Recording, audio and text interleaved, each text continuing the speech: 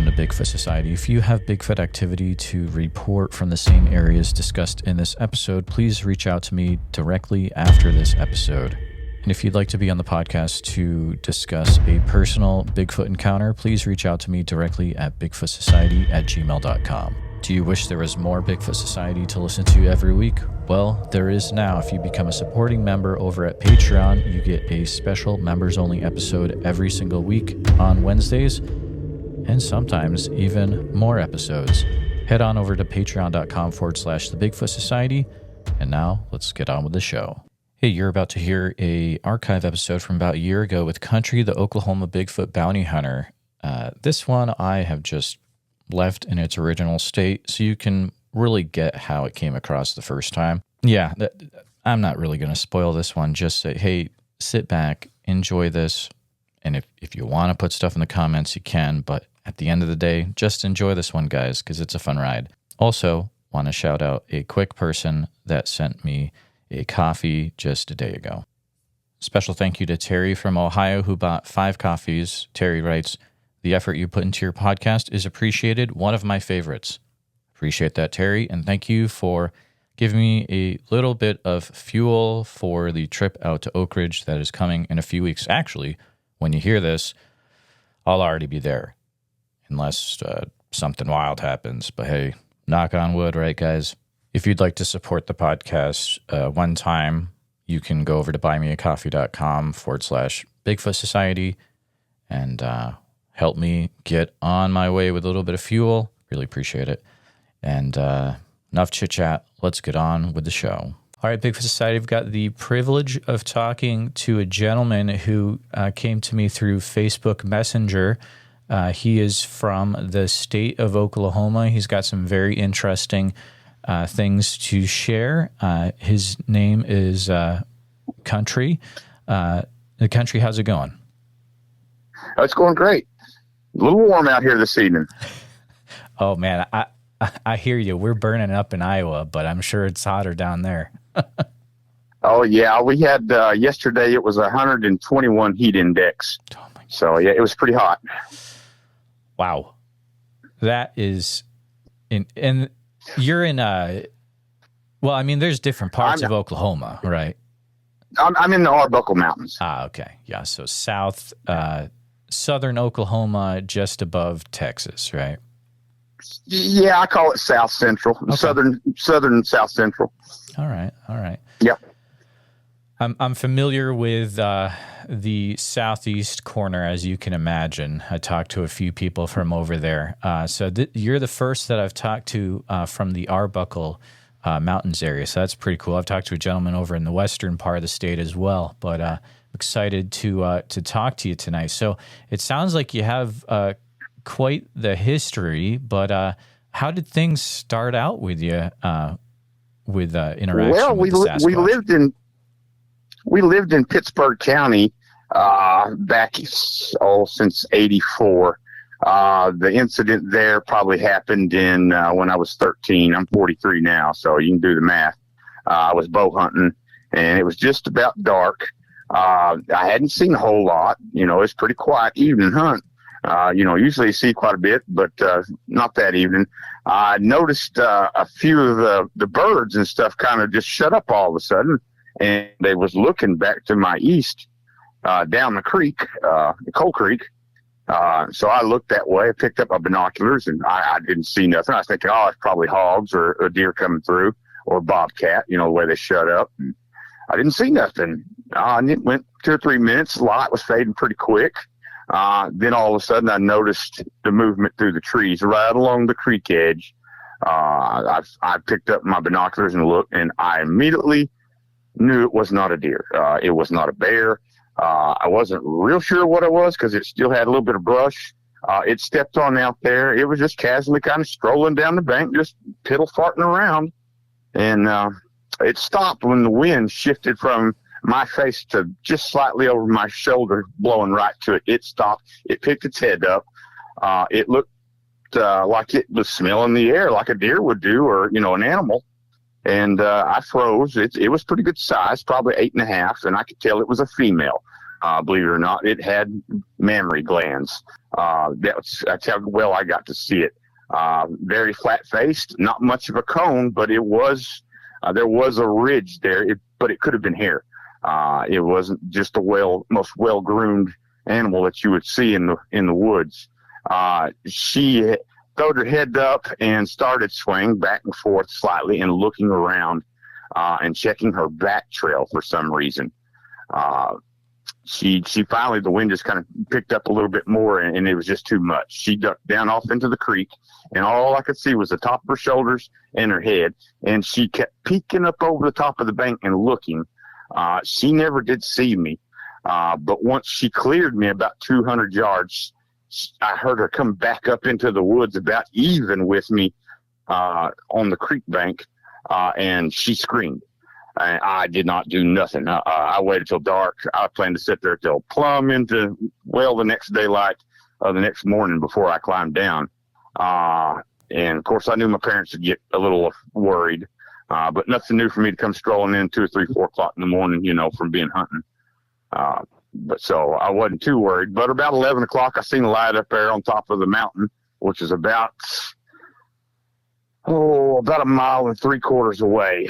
It's a pretty steep mountain. You can see it, and I could barely make him out hollering for me. I did not say a word. I sat there until he come down there to where I was at, and it was my dad. I told him, I said, Dad, you shouldn't be up there or down on the ground. There's the Bigfoot's here. He said, oh, they ain't going to bother you. They never bothered you before. Come on down. And when I hit the ground, she screamed again, and another one screamed, and then another one screamed, and then whoops, all down the ridge he just come off of. And we kind of he just said, just keeps close to me. Just a matter of fact, just put your finger in my back belt loop, and we'll just go right the way we come out down here. I didn't hunt that bottom for several years. He made me stay on top of the mountain after that, close to the house, for several years. So that was the first incident. Can I ask you a few questions? That is really intense. So you were pretty much surrounded by Sasquatch. We were surrounded for a good 2.5 to 3 miles up and down the creek. I would say there was at least a dozen or more individuals that rang out that night, and that's why she was checking her back trail. Do you feel Oh, yeah. Sorry, go ahead. No, they didn't know I was in there. They didn't know I was in there, or they wouldn't even have showed themselves. Because we hadn't had, we've had, strange things happen. You've heard the stuff, bumping on the glass, bumping on the house, throwing stuff up on the porch. They would leave gifts pretty often. Now, of course, I didn't know this until I got up into my mid-30s, but my dad had been feeding the dang things. So he knew about them. He knew very well about them, and he kept them secret even from me. And I was probably the favorite son. We hunted together, fished together. I mean, I was on his side constantly. And he didn't tell me until, he started getting downhill. And then he told me what he knew, and which by that time I had already acquired a mass of information on the things. I want to say being out in the woods real quick to the listener for context of where we're talking. This is, you already said, this is Pittsburgh County, and this is 2 counties to the west of LaFleur County in Oklahoma, just so people realize it. Yeah. There's a lot of mining, coal mining that went on, and that particular mountain had lots of old mines and stuff in it. A lot of them were collapsed at the entrance, but I'm sure if you knew the woods better than I did, you probably knew where to get in, and they probably hit it too. They're not dumb animals. I mean, when they'll climb up and stick a deer in the top of a 175-foot red oak tree, and it's 75 foot off the ground, and all you can see is the head sticking over the top, and there ain't no claw marks on it, what done it? Is that something you've seen yourself? Yeah, they do it a lot down there. They stick them down there all the time. It's nothing. You'll be walking. What's that smell? If you don't look up, you're probably not going to notice it. But 9 times out of 10, it's one of they put it in the deal. And the reason I believe they do that is because all the bears. I don't have any proof on that though. But that they like to stick them in the trees up there, or down there, I should say. Here they don't do that. They kill it, and it's probably eat that night. Down in Arbuckle? Yeah. Gotcha. Do you think your father had interactions with the Sasquatch back when you were 13? Like, it sounded like he knew what was going on. Oh yeah, he had other incidences. My sister had an incident with my mom and my dad. They were camped out down at McGee Creek before the lake had even filled up. Really? And it screamed. Now they didn't come into camp that they said. It just the scream. My sister run off into the tent and they left out that morning. The following morning, they moved camps. What Dad said. What year he was said, that? Yeah. This is going to be 70s, early 70s. Mackerel. I've talked to multiple people about McGee Creek, and it's a dangerous place. Crazy hot spot. Dangerous. It's dangerous. They're crazy down there. Them Squatches are dangerous. Don't trust them. I'm assuming it's because of all the people in and around the public there. That's the only thing I could think of. Because where you don't have a whole lot of people, you don't have a whole lot of anger. Or if they're in town, there's a lot of places like Sulphur. They come into town quite a bit at night, and another town north of Sulphur, Pauls Valley, which is straight up I-35, and it sits right on the Ouachita River. Most of your fast food is within a quarter mile to a half mile of the riverbanks, and it's all open on the town side. It's all fields pretty much. And I've actually seen them driving down the road early crack of daylight morning, just barely make everything out. If you see deer out there 400 or 500 yards, you can see a deer, but there's no cows where these are at. And it was just past the high school too. There's a slough, right there.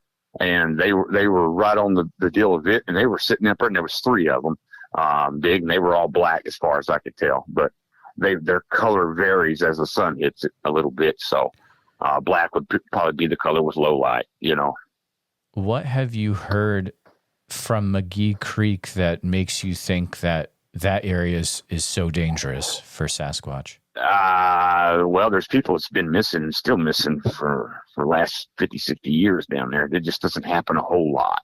It's not like some of it doesn't get as much publicity because of its region. It's a small town. Everybody's pretty tight knit. If you don't know anybody, you're probably not going to get on a place unless you have a bunch of cash. Money talks down there because they're poor. It's just logging industry for the most part down there. Sure. And deer hunting. Leases, that's what they do. Do you know of a place called Booger Hollow? Sure. There's also a place on Lake Eufaula that we call Booger Bottoms. It's a creek. It's got a lot of cattails in towards the mouth of it, but once you get about a mile and a half back up in the creek from off the lake, you're in prime territory. You'll have something happen usually within 2 or 3 nights there. I grew up and graduated out of Crowder. Okay. So, I know that lake, all that region down through there, plumb down to Eagletown, plumb down to, the Red River. We all over it. So you're saying that in Booger Hollow, you're there 2 to 3 nights, you'll have stuff happen, or do you mean the bottoms? The bottoms, Booger Bottoms, okay. Down on Lake Eufaula. Okay. Yeah. Have you heard anything specifically about that has happened in Booger Hollow? Not specifically. Okay. I don't know a whole lot of people there.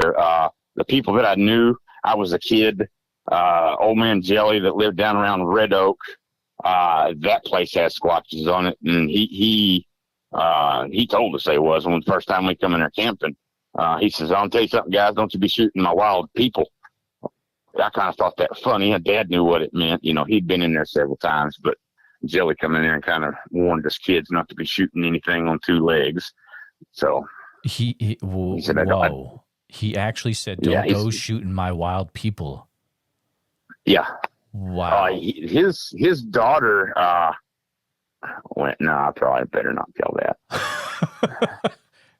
and we'll just put it this way: they're related. Okay, we'll put it that way. There's a relation there. We'll leave that where it is. Country, we're talking, if there's anything you need me to cut out, I will cut it out afterwards. So don't feel like you're going to get trapped. I'll edit anything out. Yeah. It's pretty well general knowledge down around her part. Okay. I mean, they know, if you come to the house and your family, you're going to see it. It stays in the house. We'll just put it that way. But yeah, they can mix. We'll just put it that way. That's a thing we can't talk about. Yeah, we can't talk about that. We don't need to talk about that. Government doesn't need to hear about that. Oh boy. Okay. And they probably already know. Yeah, we'll leave that there, but you can pretty much get it. All right. Well, let's move on then. Wow. Same county. 2 years later. Now I had seen them. Just 100, 200 yards, just stuff moving through the woods. Nothing aggressive. Nothing that I would be overly concerned about. I mean, we was still taking game, and when we was growing up, you brought game home every time you come in, or you may not got to eat that night. Some weeks, just depends. It was tight. So we was deer hunting. I was sitting on the same fence line. Matter of fact, it was the very same tree stand. A deer had come down through there, and then another deer, just kind of normal. Then finally the deer I wanted to shoot, nice 10 point, probably 130 inch. Back then in the early 90s, that was a big deer. Now it ain't so much, but I was glad to shoot it. And I shot it. I seen it fall, 55, 75 yards down through there. I've seen it tip over. But about 5 minutes later, I also heard something walk where the thing had screamed at. And what it is, let me give you a little better picture. It's a great big bend in the creek. Makes a great big wide horseshoe in the creek there. And where it starts to swing back, there's probably 3.5 acres of river cane in there. And there's big tunnels. I always thought the pigs had done it because the pigs used it quite a bit too.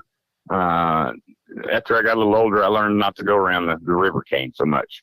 They kind of like to hang out in there in the daytime. So that thing come out of the river cane. I didn't see it, but I could see my dad coming because he heard me shoot. He was, 400 or 500 yards away, back on the other end of the horseshoe there, sitting on another bottleneck.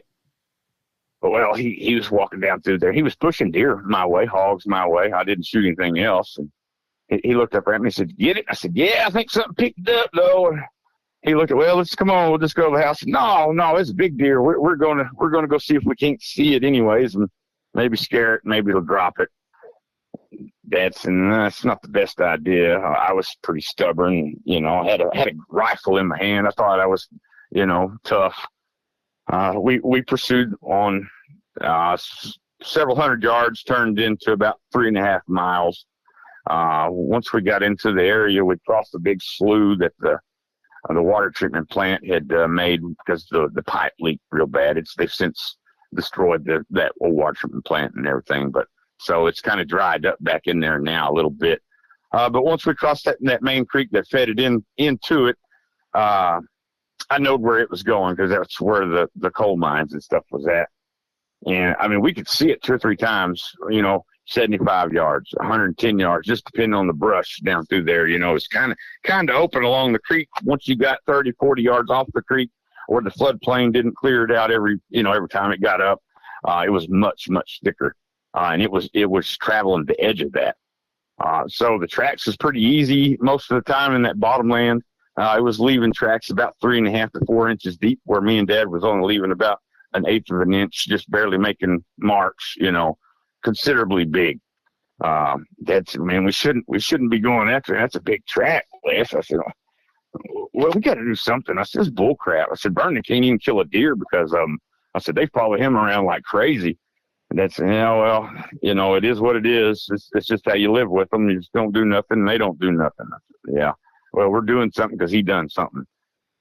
We ended up tracking it up there, and we could hear multiple animals on this flat just below where this mine was at. I said, "I don't know, Dad. That's kind of crazy." He said, "Man, he said, don't take your gun if you're going to walk up there."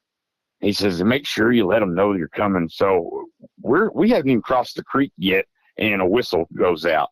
So we've already been made. I just said, "Hey, that's my deer." And I heard, it sounded like a herd of elephants standing up and running up the deal. We could see a few of them going through the cedars and the oak and stuff, but there were several that didn't. So I went ahead and took a couple steps, and when I did, it stopped over the side, and I mean, when it roared, it literally moved the hair on my head and face. It was loud. I said, "Hey, that's my deer," and it looked at me again and roared, and looked at Dad and seen the gun, and then it really roared. I mean, this thing, it was almost so much it made you nauseous because of the vibration on the inside of you, if that makes sense to you. It almost turned our stomachs. It was that loud. Of course, I'm shaking. I said, "If that thing makes a move, just shoot it in the head, Dad." And of course, Dad, I don't know whether he heard me or not. I took 2 steps up and to where I could see up on the flat, and I pointed to the deer. And it looked at the deer, looked at me, snarled. I looked back at the deer. That's my deer. And I reached to go grab another limb, take a step up, and Dad shot and missed it about 1.5 inches. Well, he looked at my dad and tapped its head like, "Damn, that was close, you know." I mean, the thing had fear in its eyes. I said, "Mine." That's mine. I got to eat too, you know. And it looked at me like it understood what I was wanting, and all I got was a leg. It stepped over there within about 2 steps. It was probably 12, 13 yards from him, but 2 steps or so, bent over, tore the back leg off and slung it right into my chest and set me right back into the creek. That's it. Take your leg, get your gun, let's go. And we were escorted out from the ridge line. They were making a point to show that, to be seen up on that ridge line, and they followed us up to the high line that goes down off in there that we took in and out. And at that point, they stopped. And when we went up the hill, they turned around and went back down. And after that, it wasn't so much being harassed as it was every time we come to the woods, they were always there. I mean, you just couldn't get away from them. I don't care where you went. They knew you was there. It was crazy. I mean, that's it. As long as they're not hurting you and not attacking, he said, just keep doing your deal. He said, they're just checking you out. And so that's what we did. And Dad said, I had one. It was the next year, that following February, after they took the deer. I was fishing the slough pond back there, catching channel cat on stink bait. And it was cold. And I don't know, I had probably 25, 30 catfish. You know, nobody going to regulate a young man or how many fish he had. And I was just about getting ready to go. And I mean, I had another little old bite there, and I picked up the rod. When I picked up the rod, a hand reached out of the brush, because the brush was just cleared by beavers. You know, it wasn't much, a couple of foot wide tops before you stepped into, 8 to 20 foot tall saplings that were so thick that cottontails couldn't get in it. I never heard nothing. I never saw nothing. I never smelt nothing until the hand touched me on the shoulder and rolled me back. And he just picked my stringer up with 2 fingers, mind you, smiled real big, and walked off. I thought, well, crap. That sucks. That's a lot of work. I mean, I had a heck of a stringer of catfish. So I just, I don't know, nothing else to do other than start catching fish. Dad told me to bring fish home. I still had plenty of time. I started catching more fish. I don't know, 10 or 11 more catfish, and I went to the house carrying them on sticks. I'd strung them up. That's what I had to use. As I come around the bend in this access road that come off from the old water treatment plant, there's my stringer hanging up in the tree. Wow. So I strung up my fish and went on about my rat killing to the house. I told Dad. Dad said, don't tell Mom. He said he probably shouldn't go catfishing for a while down there. He said they might be kind of tough for him right now. He said they might just soon take you instead of the catfish. I said, well, he smiled when he took them, and he was real polite. Dad said, what do you mean he was polite? I said, he only used 2 fingers and held his pinky out like he was drinking a cup from an Englishman. He said, you're kidding. I said, nope. I said, he turned around and walked off. I said, and it wasn't the big guy. He says, oh. I said, so what was it, a female? I said, no, it was a male. That I know for sure, because it was standing right over the top of me pretty much. He said, well, he smiled at you. I said, he smiled.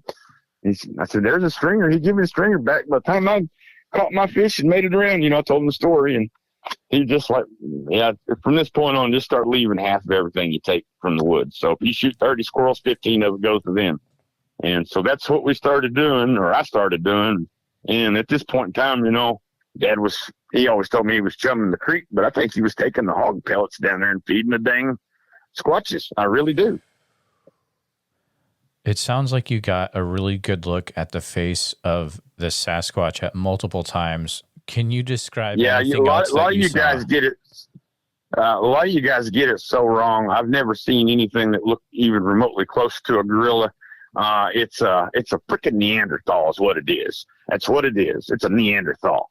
I don't care if the bones tell you different. It's a big giant Neanderthal. It looks just like a Neanderthal. It's a man. I mean, there's no, it's got a big bulbous nose. Some of them are flat. I mean, it's a Neanderthal. That's what it is. Just big.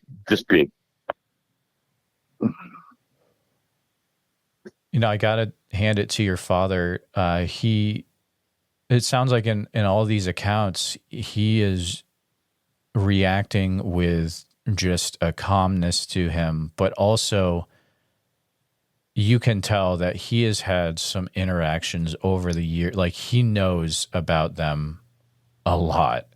He was not surprised by much. Yeah, I figured probably since the 50s or 60s, because he had made mention that when he was a little kid, he shot a bear in the tabletops, which is west of Elmore City and a little north. And he said it was a honey bear. He said, but the honey bear was 11 foot long. I was like, yeah, well, what was you drinking, Dad? He said, no, I wasn't drinking, and I don't think it was a bear. He said it crawled off in the brush, and I turned around and I left. I said, oh. He said he went back and looked to see but he could never get off in that brush pile. He said when it crawled off in the brush pile, it raised it up. So when Dad says brush pile, he means probably something pushed by a bulldozer or something, knowing my dad. A big, a pile of trees. Wow. And this is in Pittsburgh County. No, I'm not real sure what county that is. That's in the tabletops where he had that happen. What I've been discussing right now has been in the Pittsburgh. Gotcha.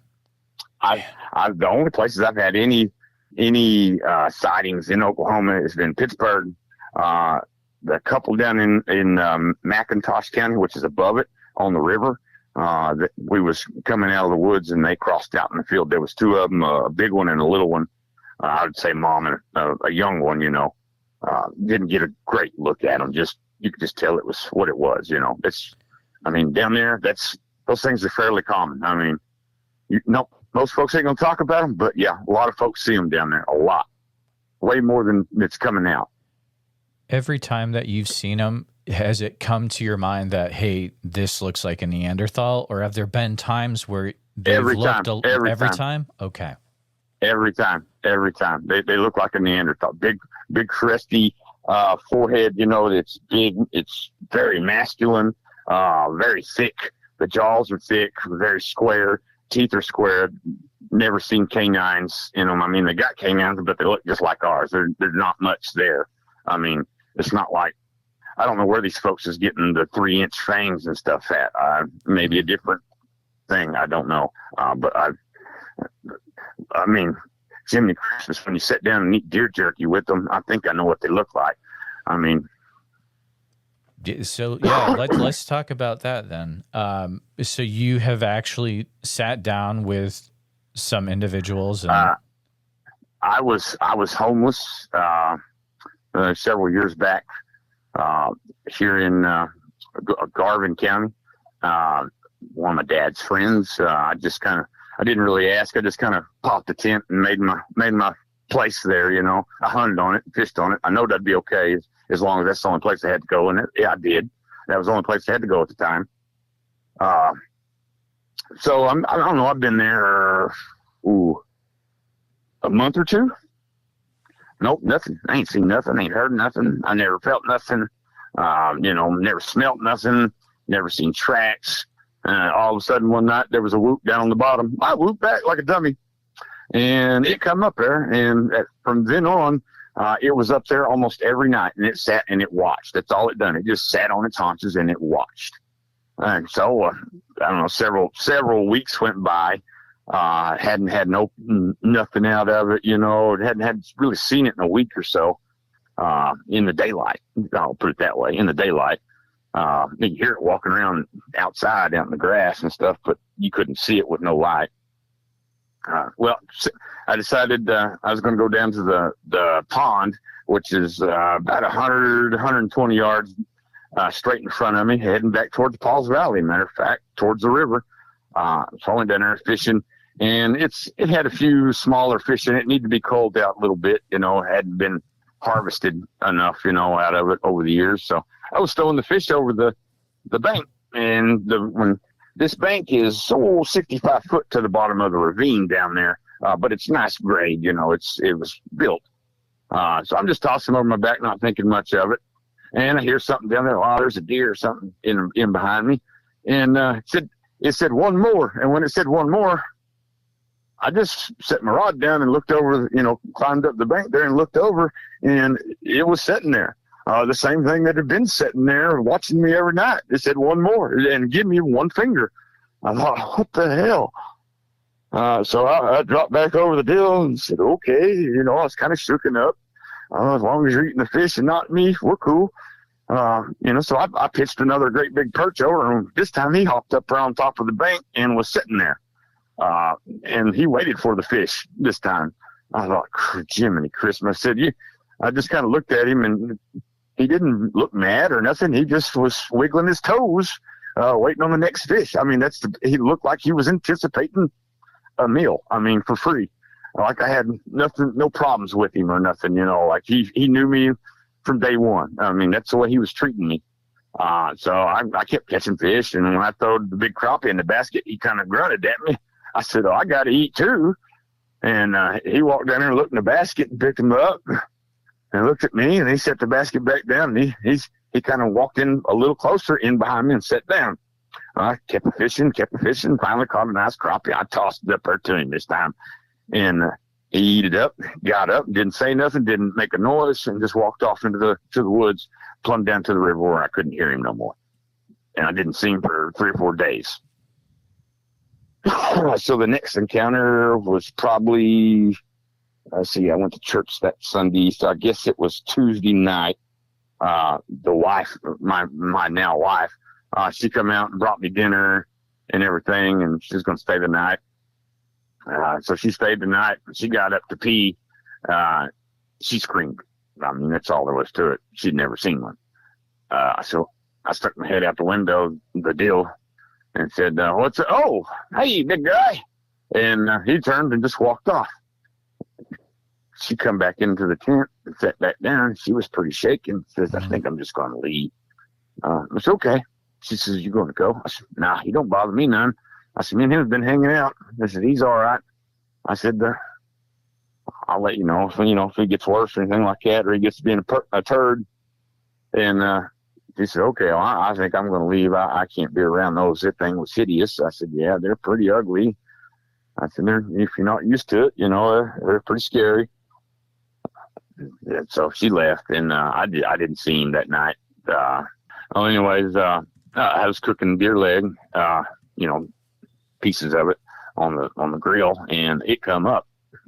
And when it come up, it looked up and saw the meat, and it just kind of pointed at the meat. I just kind of waved it on over. Well, it stopped, turned around, and whistled, and made a little clicky noise and kind of I don't know what you would call it, a little gargle type sound. And I heard 2 other things sit down. I thought, what in the world? So I handed him all the meat that was on the deal there, and he kept looking over at the rest of the deer. I said, just take what you want, and he pulled the whole deer right off into the woods. Oh, dang, that ain't cool. And so it didn't even leave me any meat because I done give him what was already on the grill. So he come back, and he brought some of my deer back, okay? The front 2 legs is all I got off that deer. Well, I peeled it off of there, and I got my belly full anyways and made jerky out of the rest of it. That's what I stayed up doing the rest of the night. Next morning, he was sitting up there at camp waiting on me to get up and looking at the jerky. Well, well, crap, that's my breakfast. And he looked over at me and he just kind of up on his toes and down like, hi, how you doing? Didn't say nothing, didn't grunt, didn't do nothing, no hand gesture, and looked right back at the meat. And I walked over there and I got me a piece and handed it to him. He just plopped down and just grabbed a couple more pieces off there and then whistled. And when he whistled, there was 4 more coming out of the woods. They were one female and 2 smaller ones. One was probably, the smaller of the 2 was probably about 4.5 foot, and the other one was about 6. The mama was right at about 8, and he was sitting at about 9.5, 10 foot. Massive, and 5.5 foot at the shoulders. Probably a good 3.5, almost 4 at the hips. Big boy. Big boy. Wow. And he's the big guy. He didn't like me. He sat and just was showing teeth the whole time. I'd look over and he'd turn his head and like that, not aggressive, but I would say that he wasn't very interested in being there. But somebody else was up there getting food for him, so he come up there. This went on. They pestered me every night after that. I mean, they'd come up, whistle, tap on the tent. If I wouldn't get out of the tent, the big guy would unzip the tent, hold the door open, and the guy that I was feeding, he would jerk me out by my ankle. Not hard, just grab him and pull me out and clap, do something, He wanted us to hang out. Of course, I let him go through everything. They didn't find no food, lost interest in me, and they'd shove off. This went on almost nightly to every other couple 4 nights or so. There'd be a day or two they wouldn't be there, and I'd get some sleep. It got to the point where I was sleeping in the daytime and up with them their jerks of a night. It was crazy. That wasn't all of them. That's the thing. That wasn't all of them. There was 9 total. 1 male, very large, probably 11 foot, very long haired, silverish white, no hand on one side, on his left side, matter of fact. No hand? It was gone about mid-foot. No hand. Lots of scars. Whoa. So I figured he was the top alpha before. That's kind of what I thought. So that means there's other ones around there. Well, anyways, they got to where they learned how to open my truck up. That was interesting. I come into camp from going and taking a shower up the road at the local city lake. And I come back and everything in my truck was tore out. Clothes, food, what they didn't like, they just stomped it. I thought, gee whiz. Then one of the females come in there and she tried to tell me who it was, but she was pointing at tracks and I didn't pay much attention to the tracks. I was seeing them every day, you kind of lose interest in tracks when you got the thing sitting there, I want to go back to something you said. So you said there was a time where your tent was unzipped and it dragged you out of the tent? Yeah. It was zipped. The biggest male, he unzipped it, held the door open, held the flap open, and the one that was friendly to me, he reached in there every time by the ankle, very gently, and would just pull, just like you used to pull your kid across the floor, right on out. Of course, it got to be kind of comical for a while, and then it got to be kind of annoying when, you just didn't want to get up. You tell him no, and he would be a little more forceful, and then it got to where he was rolling me out across the deal some nights, because I was having fevers and wasn't feeling good. So this went on. The wife's seen him, I don't know, numerous times, in and out, daytime, nighttime. I mean, it didn't matter. The guy that owns it, he swears up and down there's nothing in there, but yet he won't come and mow anymore over there. I do all the mowing. Okay. So, yeah, and this happened when after I had moved out. I'm thinking that he drove in and they thought it was me, and they stepped out in the road. That's kind of what I'm thinking, because that's how it got to be. When I pull in the truck, they was already coming out to meet me. It was crazy. Wow. That is. But you got to see that this place is thick. It's thick, and there's houses all around me, except for along the river. It's crazy. And then, I mean, they butt right up in town. I mean, they come up here to the lake occasionally and, you know, and mess around the lake coast. He's got stores.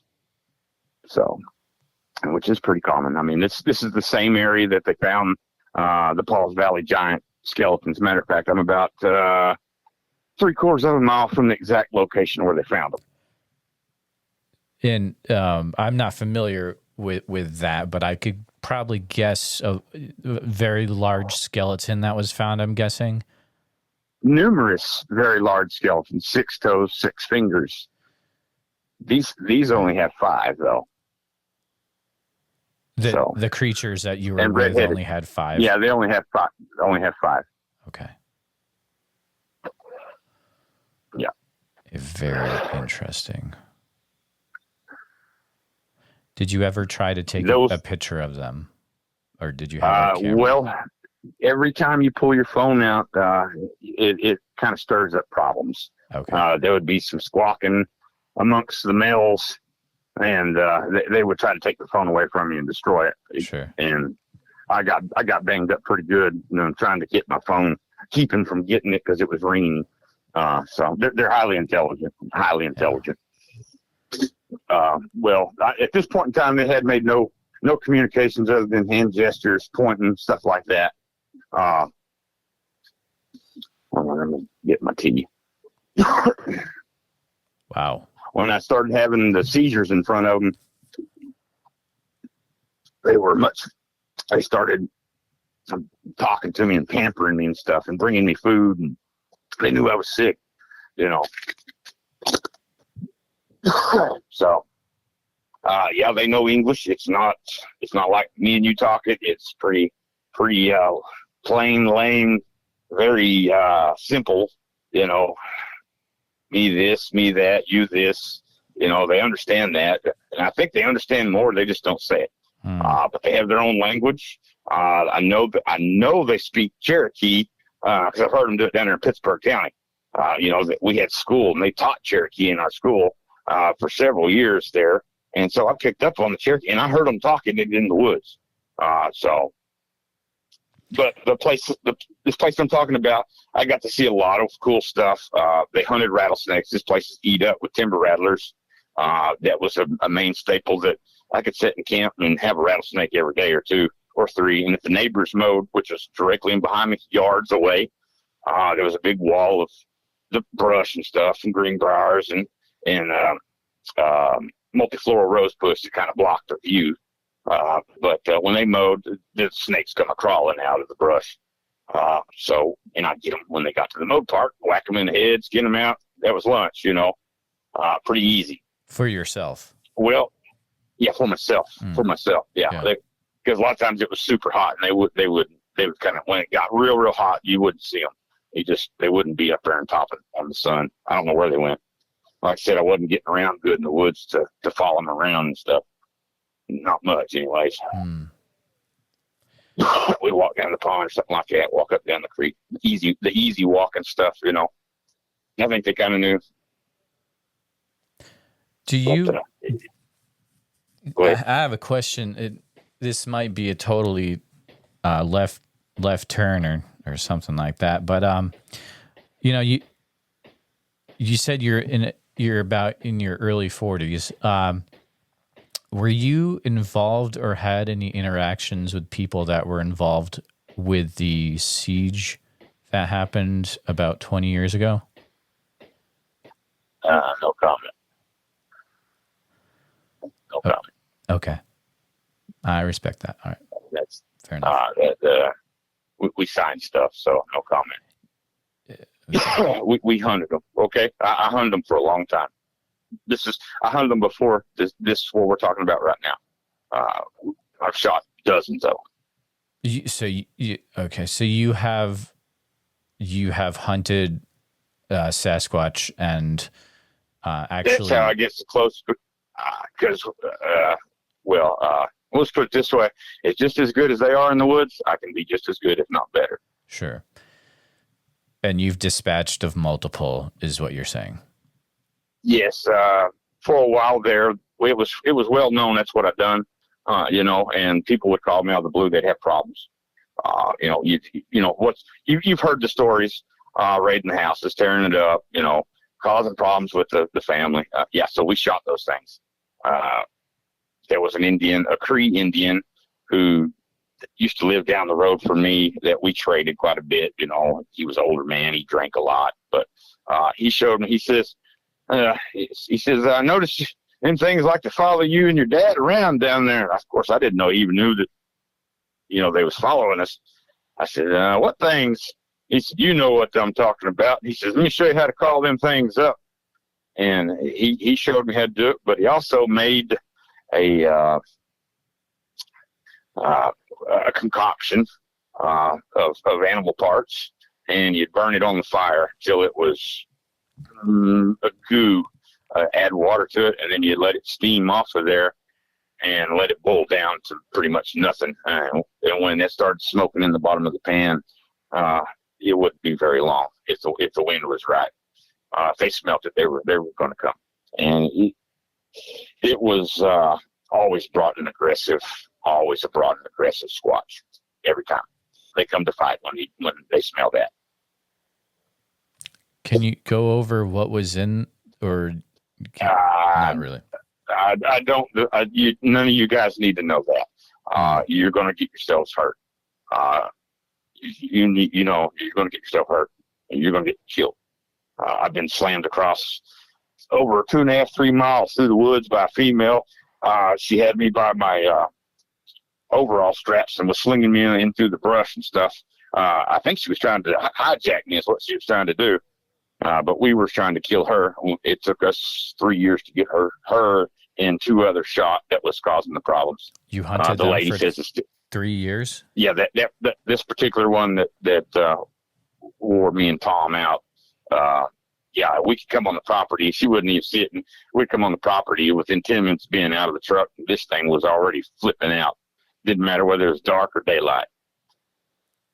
She had a great big tall mountain up there on top, right there at the house. That's where it was watching us from. They knew when we come in, come out, and everything else. They're like ninjas.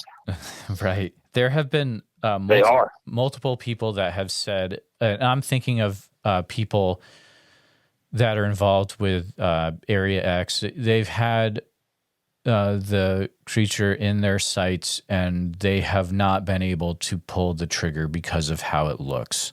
Is that anything that you struggled with, or how are you able to overcome? Look, no, dude. When it's got a limb, a limb 11 foot long, 8 inches across the base of it, and going to smash your head in, no problem. I'll pull the trigger every time. All right. Ain't got no problem with it. You're aggressive, I'll kill you. Fair enough. That goes for any man or anything like that. If my life's in fear, you're toast.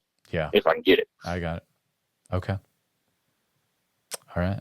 Yeah. But that was a bad group. After we got those 3 shot out, it calmed down. She still has Squatches over there, but they sure don't mess with her, nor none of the other neighbors. Has there ever been a time? Go ahead. Has there ever been a time when you were hunting them during that time where it got really close to being game over for you? No, because I usually took the upper hand 90% of the time. Fair enough. I use reverse tactics. They like to have the high ground. Let them have the high ground, but don't let them get it to. Don't let yourself be open to the high ground. In other words, make yourself hard to get to in that low ground. Use areas that are small, tight to fit into. That's good place. Don't even try climbing trees. They can climb it faster than you can even think about. And literally swing from it, jump from tree to tree. I've seen a Squatch. I was tracking him. He noticed me. He turned around and was checking his back till he saw me. Took about 4, 5, 10 steps, big jump steps, and hopped up on trees and started. And so I couldn't follow his tracks anymore. He went on through there 300 or 400 yards before he ever stopped doing that.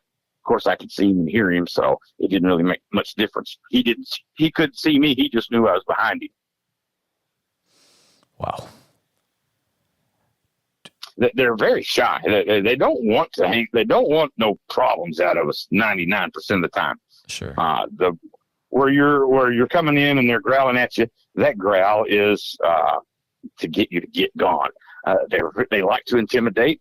They like to bluff. Yeah. But once the foot stomping's done, and there's no more whistling going on, and it's going to whoops, you wore out your welcome. It's time to get out. Now, not every clan's like that. The clans, I could take you to some clans over here. I guarantee you, by the time we walk in 20 minutes of setting up, they're already going to be surrounding us and jacking with us. And they're not nice. We don't go in there very often. So after you would dispatch of one, what would happen to the body? Oh, they snag it up every time. Who would? Every time. They would. The Squatches. So they would rush. So you would take one out and they would. If you shot one, yeah. I guarantee you there was 2 or 3 right there near it, and they would draw your attention off to one side or the other, throwing rocks, something like that, and they would pick it up. And sometimes you get another shot, 2 shots, and get 2 or 3, but they always had somebody come pick them up. The one time that we didn't, and this was when just shortly before they come in and shot a lot of them. So we turned it in, and man, it was 4.5 weeks in the penitentiary, more or less, on a government base. I don't know where I was at. They dropped me off at the house. So you got taken to a government base for dispatching? Yeah, we turned it into the park. Within, I guarantee you, within 2.5 hours, I was already in a van and was sedated. Really? Snagged me up right up out of my own yard. Didn't even. They pulled the country on me. Is what they done. I wasn't paying attention. Had my guard let down. They took country down. Yeah. Wow. Oh man. And so you came to, and all I heard was about 5 yards before he got to me, because he come around the backside of the shed there. I heard the grass move, and I whirled around and I was hit. Pow! I mean, they hit me with a beanbag charge right beside the head. Why do you think they wanted you in that government base? Oh, because they wanted me to help, but I didn't want to kill them out. I told them, I said, we only hunt problem squatches. I said, you go in these mountains, and I said, most of you guys are just, you're going to be pissing in the wind. They're just going to disappear, and you're going to step off in the caves, and that's going to be the end of it. You're not going to find them. Well, they found them. They shot a lot off the park. Then the following, within 6-8 months of them being done and cleared out, they cut the cedars. And when they cut the cedars, what few remained, they moved. I'm still, I know where that group's at. I just can't get to them because it's on private land and they won't let me in there. So you're saying there was a lot. The Choctaws don't yet. It's chalked. Oh boy. Okay. Yeah. Yeah, pretty much. Now you understand why. Kind of spooky about things, but anyways. So it's a Choctaw land and it's landlocked, right? No, it's Chickasaw land. I'm sorry, I forgot where I was at. It's Chickasaw land. Yeah, Chickasaws. Yeah, the Choctaws on down south, McGee Creek area. But the Chickasaws this are is by LaFleur, right? No, they're Murray, Garvin County. That's what these are here. So they got a bunch of lands, just pockets of it. And this is, I'll tell you right where it's at. They got a big old recreation center just on the other side of the lake, and it's right there. They moved off into them valleys into there.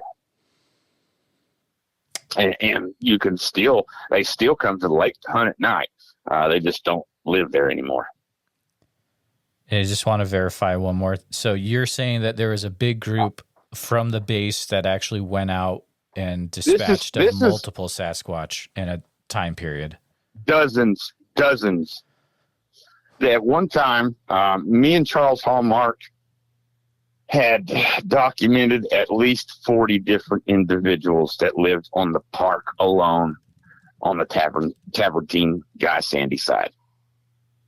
What park is that? Chickasaw National Recreation. Okay, yeah. Tavertine, you go into the town there. One side of the road's Tavertine or Platte National. I think that's what they call it now.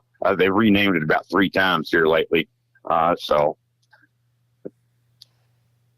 yeah, it's the Chickasaw National Recreation Area.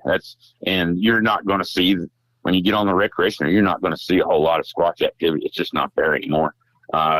Jim Whitehead, I believe he had went up and down Sandy a few times, and they got tracks and whatnot, but you just don't see that anymore. Yeah. When the lake is low, my best option if you want to go find tracks would be the Catfish Bottoms area, but the lake needs to be low because it's too rocky. When the lake gets low, it leaves the silt, and they'll travel the silt, collecting the duckweed and stuff along the creek bank. Wow. Sawgrass. Nowhere else they can find. I've talked to Jim before. He's a great guy. He's got some incredible information from the western part of the state. Nope. I haven't had the pleasure of meeting him yet. Just know where he's been, mainly through Charles, and watching him on Facebook, whatnot, here and there. Do you know of any? Have you heard of any interactions that have happened from LaFleur County itself? Yeah, a couple. They're not much. Just they come into camp, leave camp. Nothing dangerous or anything like that. Just sightings. That's all it is. That's usually all you see over there. There's a couple of families there, but I know they will not want to be on that, so I'm not going to mention it. But yeah, there's a couple of families in there. The Indian families, they own quite a bit of ground back in there. Yep. And I think the last 15 years they quit leasing it out to all the deer hunters too. Oh wow! So that's a big deal not to do that, because that's a lot of money that gets brought in. Well, I think the tribe's supplementing them. So. Oh sure. Yeah, then that's out of my knowledge base. Yeah. Yeah. Well, that's just coming down the grapevine from them. I got you. So it's been deemed a protected area. Why do you think the Indians don't want to destroy them? Why do they not want to destroy them? You think? It's part of their history and culture, my friend. Yeah, definitely. It's one of the few things that they can still grasp onto. Hmm. Why do you think everything else has been wiped out for them? Why do you think Oklahoma has so many accounts of aggressive Sasquatch? It just seems like it is the epicenter of all that is aggressive in the Bigfoot world. Well, you have to look at the biodiversity. And 20 years ago, man, places that I used to hunt and fish are now houses. It's the ground's getting smaller and smaller. Yeah. So you're having more interactions. When you have interactions, you shoot one of the males and don't kill it. But guess what? That male's going to tell every one of the clan members, do not hang around people. Wow. Disappear. Just walk away. Yeah. And that's how they survive. I mean, if you can remember back in your history days growing up in high school, or, they talked about the evolution and all this. And when Cro-Magnon stepped onto the scene, they theorized that it pushed Cro-Magnon or, the Neanderthals back into the higher elevations, into the more remote areas. So, it's pretty self-explanatory. You do that for, 20,000, 30,000 years, Mm. But, a lot of the native tribes said they didn't become aggressive for the most part. I mean, there was some, like everybody, there's different tribes and different clans. And now I'm learning that there's different Squatches. I only thought there was 2 different kinds, the nice kind and the bad kind. The bad kind was always red in color. I mean, every terrible interaction I've ever had with a dangerous Squatch, red. Every last stinking one of them. Really? Yes. The black ones, I've had some close encounters, but they always let me walk away. They never pursued it. Once I turned my back to them, they let it be. Did you ever hear of any that were 4-toed? Well, we shot a 3-toed one. It had 3 toes and 3 fingers. Okay. That's the only different one that I ever seen, but it was also red and gray. Its eyes were much bigger. It didn't have coloration in the eyes. It was almost a solid black. Very little white around the eyes. They did not have the mustache like the my Squatches got. I call them wood apes. I don't call them Squatches. They're wood apes. So that's very interesting. Because they act like a damn ape. They are an ape, but yet they're not. I mean, for 1 minute they could be an ape, and the next minute they could be a man. I mean, you know what I'm saying? In the way they act, if that makes sense. Not in the way they look, but the way they act. So that's really curious, because earlier you were like, it looks like a Neanderthal, but you're saying there's some very intense ape behavior that is also happening as well. Yes, very, very intense. It's almost textbook chimp/gorilla. Like a lot of times when the chimpanzees they get excited, they they do that real fast. And the Squatches do that too. But it doesn't mean that they're always going on a hunt. It just means that they're excited. That's kind of a oh man, that's not good. It's kind of an alert. I need to get out of here type thing. And it's letting the other Squatches around know. But the way they set up here in the Arbuckles is not like how they set up back home. Back home they set up sentinels, and you didn't get if the sentinels were out and you got within the sentinels pushed you back. You just they would make it known that you wasn't supposed to be there. They would either escort you out or they'd throw stuff at you, and to get you to turn around, make noises, sure. Different stuff like that. These here, they don't do that. Once it hits daylight, poof, they get back off in the mountains, and they're not going to be out and about. They're not going to sit up on top of the cliffs and stuff and be looking out. It's just too bald and open, and I think that's the main reason they don't. But the Arbuckles have a monster cave system underneath it. Really? Okay. Massive. You think they utilize that? Oh, definitely. They did back home. I don't know why they don't here. I mean, I've not run across I haven't run across I know where the cave's at. I just can't get to it. We'll put it that way. They just don't let you get nowhere near it. I mean, they just won't. How do they stop you from getting to it? Oh, they come out to see it. Really? They make it known. This particular place, this place is the same place that the owner won't come within a mile and a half of this particular mountain. He owns probably, I think he said 7.5 square miles in there. So he's got a pretty good chunk of land. And so the mountain is the Squatches. That mountain is, I can hunt the bottom of it, but I ever get close to the base of it, I get escorted out every time. And if you have a long rifle with it, that's asking for trouble with these guys. Sure.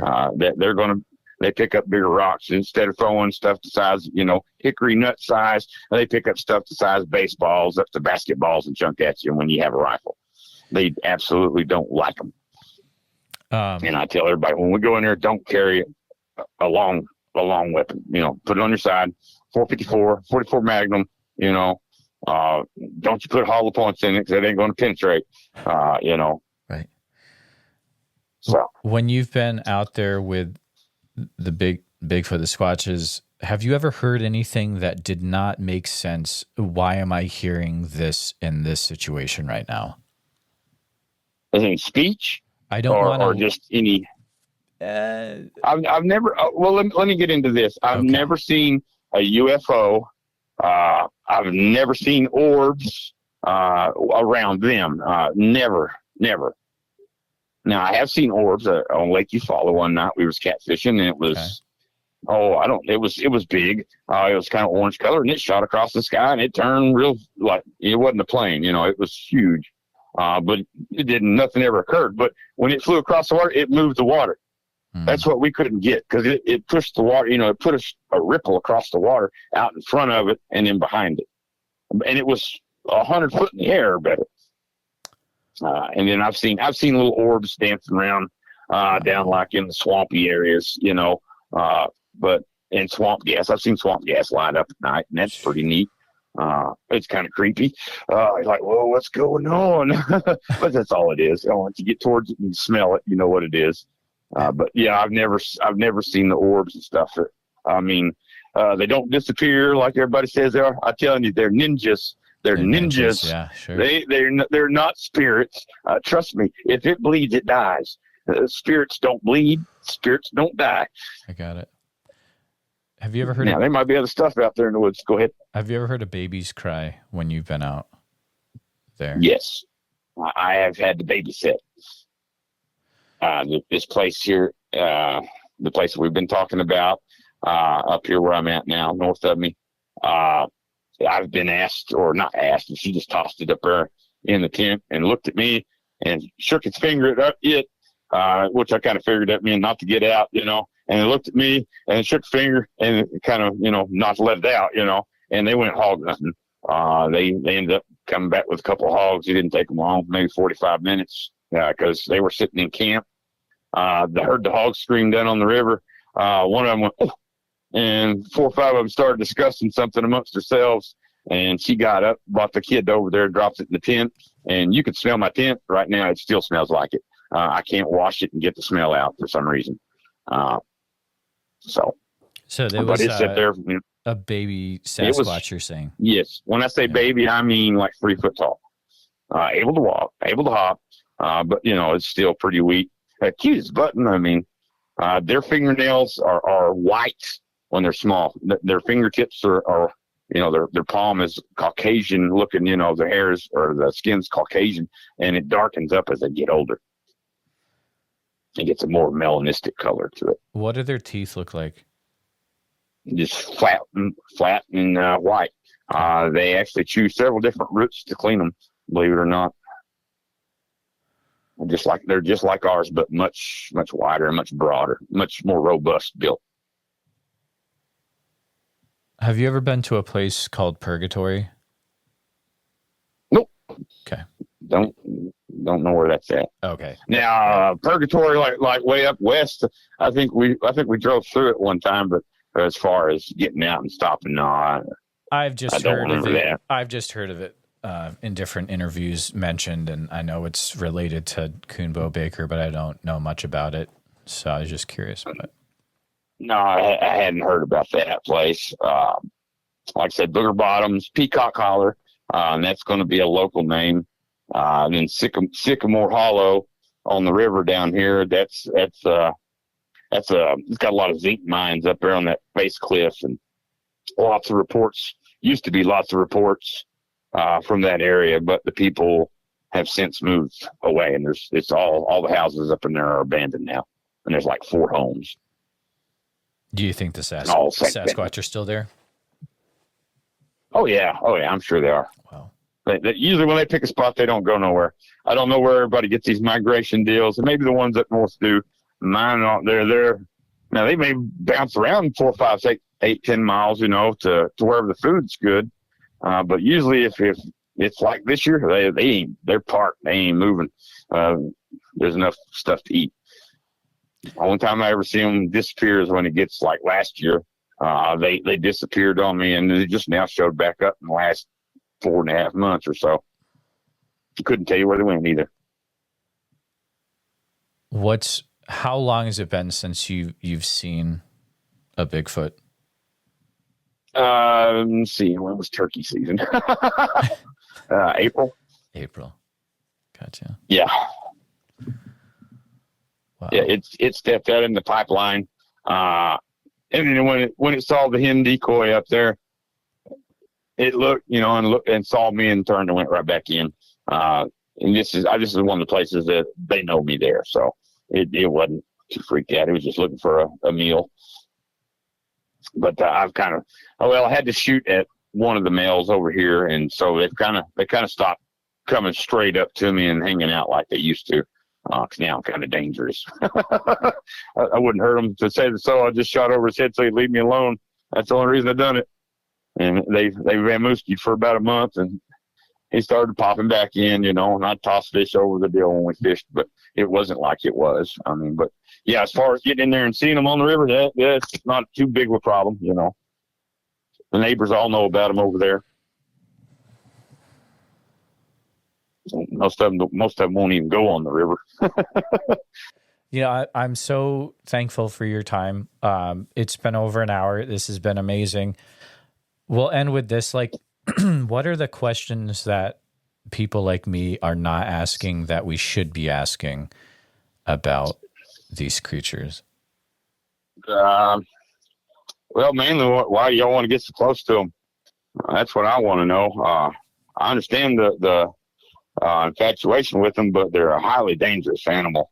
If you're not well aware of their body language and their postures, you guys have got all the calls almost all wrong for what they stand for. The Ohio Howl is a location call between a married, what we would call, me and you, a married couple, or that's from him to her. That's what that is, and that's every night before dark. She should give that off, because the males do not stay with the clan most of the time. They're around very close, but they usually don't stay with them because they're kind of dangerous. They're pricks. Sure. But you get a family clan, where it's several of them and they all work together. It's a totally different atmosphere. There'll be one or two that make all the decisions, and everybody else, they might not like it, but they'll go along with it. If you have a problem with one of them, of the clan, and you ever get alone with him, he's probably going to kill you. That's just the way they are. They're very, act like a little spoiled, rotten kid's what they act like. If they don't get their way, they get mad. And it could be a day, 2 days, 3 days, 4 days, 5 days before they get unmad. And sometimes they just don't ever get mad at you. They don't like you. And that's where you see all this stuff going on. But a lot of it's trying to communicate to you, because they just soon work with you than against you, for sure. But if they can't trust you, they won't have nothing to do with you. They're very weird like that. Very selective who they hang out with. I mean, I took a man and a couple out of Florida over to this place, the dangerous Squatches, and within 3 hours after dark, they were already gone. And I'm not talking about the Squatches. I'm talking about the other two people. They literally left in a full. I've still got their gear. They won't even talk to me on Facebook or nothing now. They just got too scared. I tried to send them their. She got hit with a stick across the back. It was about 3 inches in diameter. Knocked her on the ground. And I told him, once it gets dark, put your helmets on. And he didn't put a helmet on, didn't even bring one. And they just rained down on us. That's just the way they are.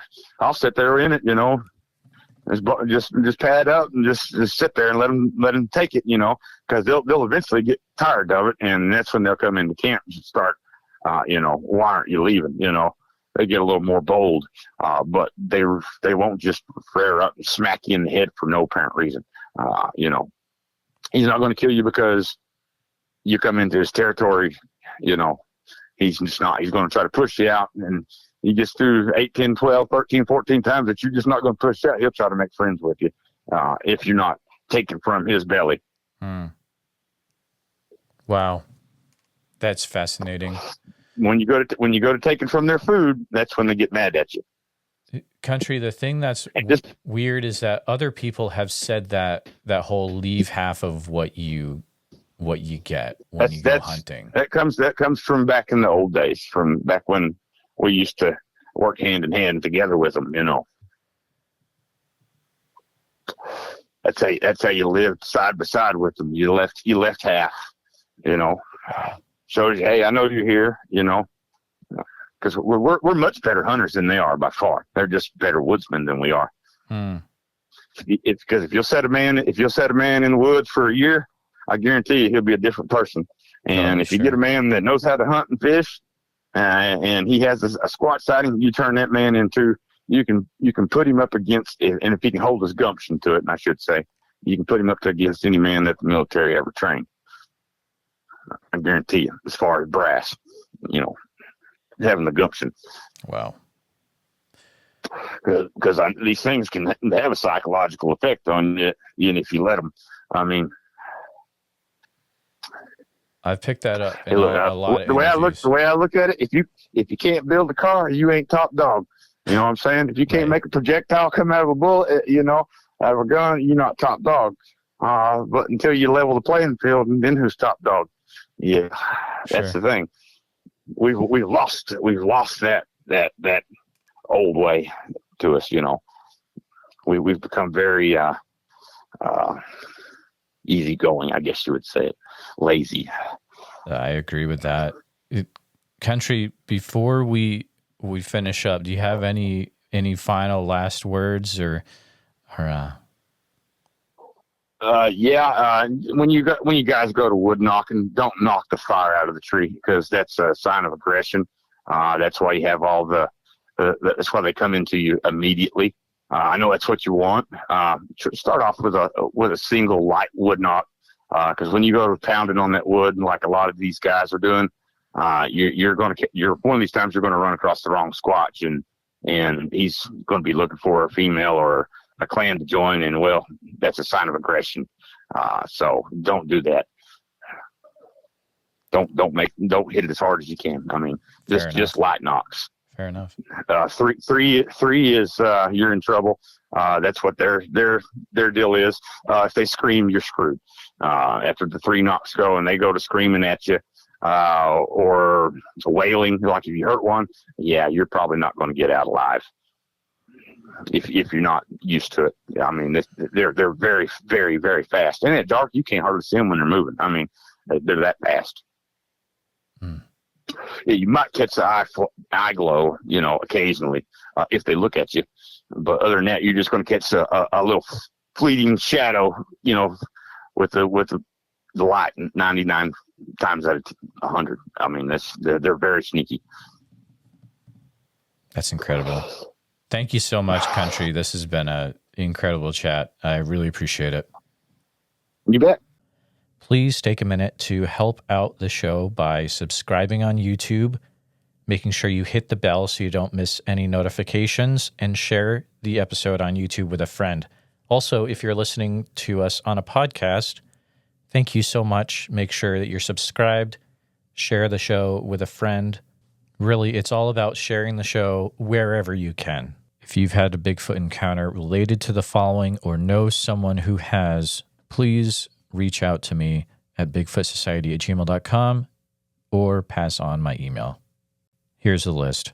All right, I'm going to use this space this week to announce that I'll be at the Sasquatch Summerfest in Oak Ridge, Oregon as an attender. I won't be presenting or anything, but I'll be hanging out, trying to interview people that have had Bigfoot encounters. If you're from the Oak Ridge, Oregon area or surrounding and you've had a Bigfoot experience, please contact me directly, bigfootsociety@gmail.com. Also, Priscilla was nice enough that if you get your tickets through SasquatchSummerfest.com and use code BigfootSociety, you can get 50% off the cost of your tickets, which is a big amount. So code BigfootSociety to get 50% off your tickets, SasquatchSummerfest.com, and helps out the podcast as well. A special thank you to all the Bigfoot Society Patreon and YouTube channel members. It's your support that helps keep the show going, and I extremely appreciate it. If you want to join in the fun, you can join over at patreon.com/the Bigfoot Society. I'll see you there. And again, thanks for listening.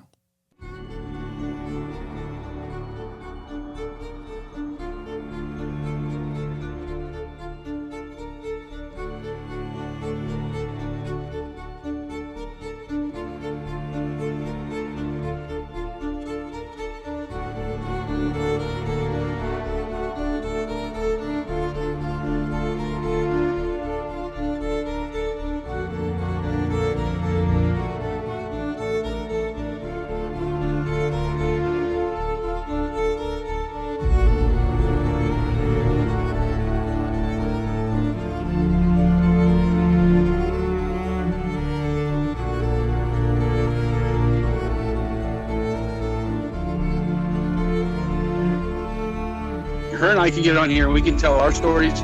Maybe there's somebody else out there listening that's too afraid to tell their story. Maybe this will give them the courage to come out and not feel so bad about it. Who cares what anybody thinks? I know what I saw. I know what's out there. That's all I care about.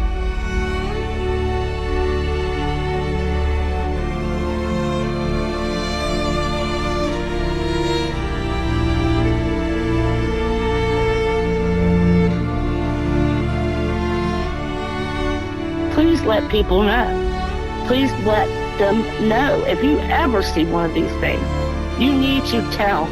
Because if you don't, then shame on you. You know? Shame on you.